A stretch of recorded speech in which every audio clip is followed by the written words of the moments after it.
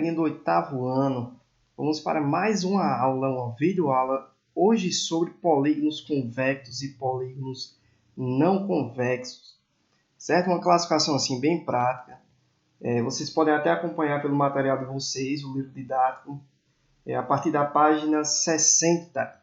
Essa aula será voltada mais para esse conteúdo aí, certo? Então vamos ver com calma, para que todos vocês tenham uma compreensão total do que se refere ao estudo dos polígonos. Então vamos lá.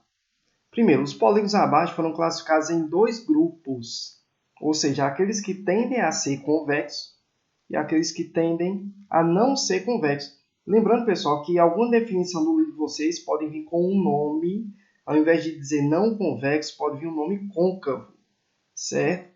Então, olha só.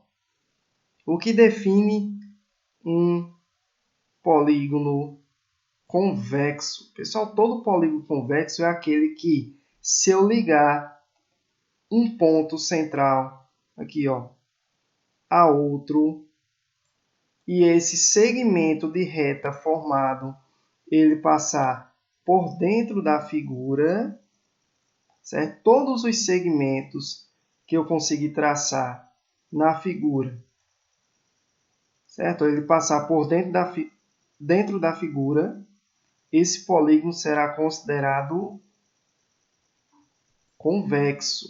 Olha só. No caso aqui eu disponho de um losango, um quadrilátero, certo? Uma figura de 4 lados. Você pode perceber que eu liguei os lados opostos, os pontos opostos aqui, ó. Formei dois segmentos. Todos esses segmentos aqui, ele está passando por dentro da figura. Logo, esse polígono é considerado convexo, certo? Então, macete aí, ó. Se pelo menos, pessoal, uma linha passar por fora da figura, esse polígono já não pode ser mais considerado convexo, certo? Olha aqui esse exemplo aqui, ó. Liguei esse ponto a esse, eu tenho um segmento que está passando por fora.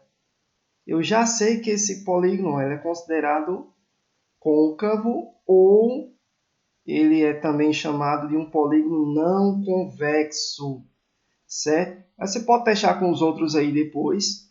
Todos os segmentos que podem ser formados a partir dessa ligação de dois pontos, que é o que realmente vai definir se o polígono ele é considerado convexo ou não convexo, galera. Isso mesmo. Vamos lá, vamos avançar para que a gente comece a fazer umas continhas massa aqui, certo? Ó, próximo contexto, que é o que está no material de vocês, a página 60, que eu já falei, vai se referir à soma dos ângulos internos de um polígono convexo, certo? Por isso que a gente precisou ver essa classificação anteriormente.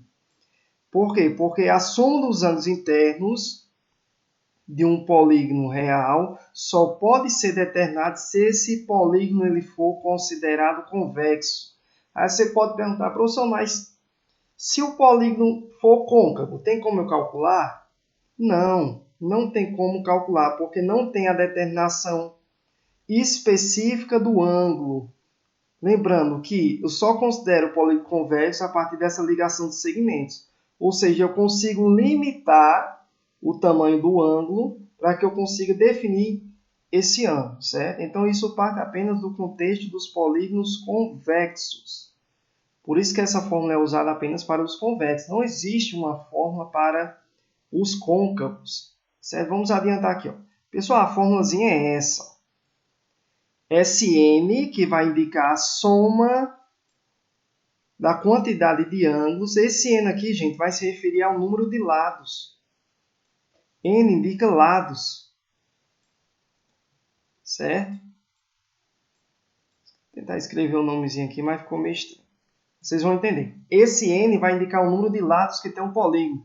Ou seja, se eu quero calcular a soma dos ângulos internos de um quadrilátero é uma figura que tem 4 lados. Lembrando que esse valor de N vai se referir ao número de lados.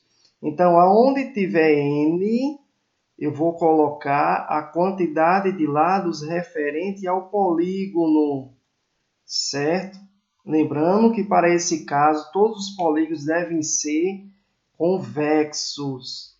Agora, por que esse 180 aqui? Isso é uma definição bem básica da demonstração da existência de um triângulo real, certo? Não vamos entrar nessa parte porque cabe apenas a demonstração. A gente não está aqui para entender a demonstração, e sim a conta. Vamos para a conta. Eu coloquei como exemplo aqui para vocês, pessoal, uma figura de 6 lados. Uma figura de 6 lados é chamada de hexágono, certo? Então tem o nome hexágono. Hexa quer dizer 6, gono quer dizer ângulo. Por consequência, pode perceber que sempre a quantidade de ângulos será compatível à quantidade de lados da figura. Hexa quer dizer 6, gono quer dizer ângulo. Se eu tenho 6 ângulos, logo eu tenho 6 lados na figura. Vamos lá, vamos calcular a soma dos ângulos. Essa aqui é de soma. A soma dos ângulos internos de um hexágono, que esse exemplo aqui. Então vamos lá, ficaria dessa forma. Vamos usar a forma. Vou mudar até a corzinha aqui para ficar mais invocado aqui o negócio. Ó, se 6, que eu quero calcular uma figura de 6 lados, abre parênteses, 6 menos 2 vezes 180. Ou seja, pessoal, o que você vai fazer? Você vai calcular primeiro o que está aqui no parêntese, depois multiplica pelo de fora. Fichinha isso aí. Só em alguns casos particulares que a gente vai precisar usar a propriedade distributiva. Mas não se preocupe não que a gente vou estar mostrando para vocês cada caso.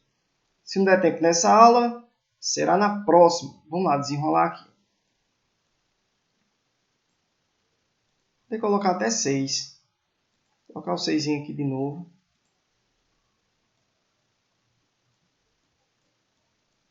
Certo? 6 menos 2, 4. 4 vezes 180. Essa aí é mamada. Vocês são desenrolados, vão desenrolar na hora esse assunto. 4 vezes 180. 180 vezes 2, 360. 360. 360 vezes 2 de novo, eu vou chegar a esse vezes 4. Então, eu vou supor aqui, ó. Vamos determinar aqui. 4 vezes 180 vai dar 720. 720 graus. Pessoal, isso indica o quê? Que se eu pegar esse ângulo aqui, somar com esse outro, esse aqui, somar esses 6 ângulozinhos aqui, a soma deles vai dar 720. Certo? 720.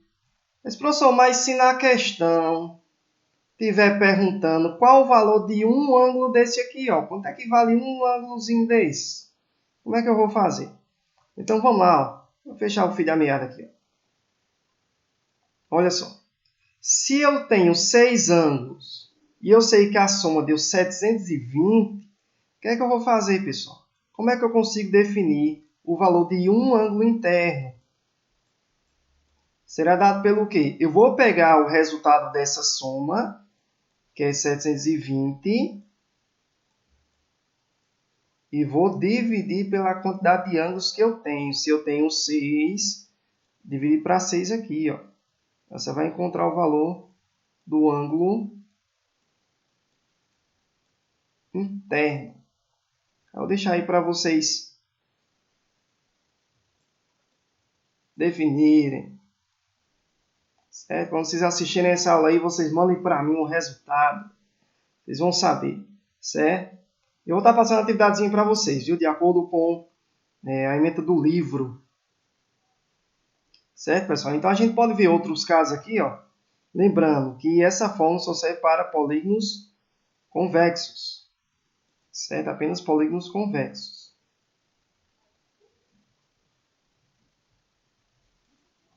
Então, vamos dispor de outra figura aqui, ó. Um quadrado.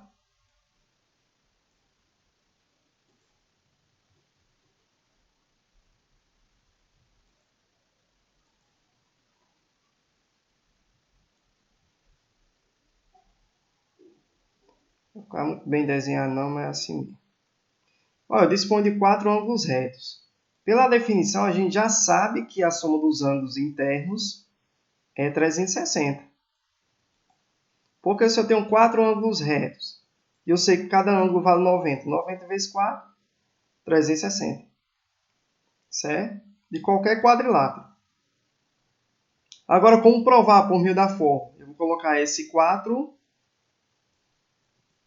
igual 4 menos 2 vezes 180. Certo? Pronto. 4 menos 2, 2.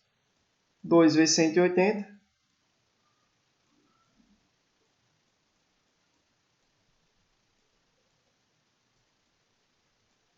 360, pessoal. Então, essa aula aqui foi voltada para esse estudo inicial, recapitulando que a gente viu a soma dos ângulos internos. Eu coloquei apenas um polígono aqui, que ele é um dos principais, que normalmente vem nas questões. Quando não é o hexágono, é o pentágono normalmente, certo? A gente viu a disposição aqui da fórmula, o que significa cada termo.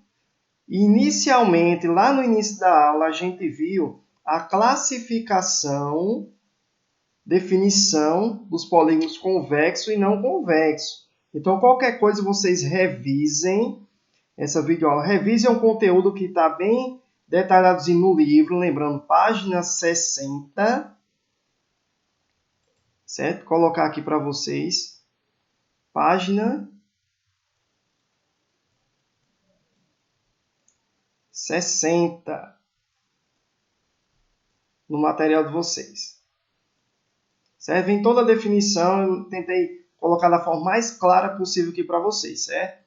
Então aguardem o exercício que eu vou estar passando para vocês. A priori, vocês vão estar apenas analisando essas definições. E fiquem com Deus e até a próxima. Tchau, tchau.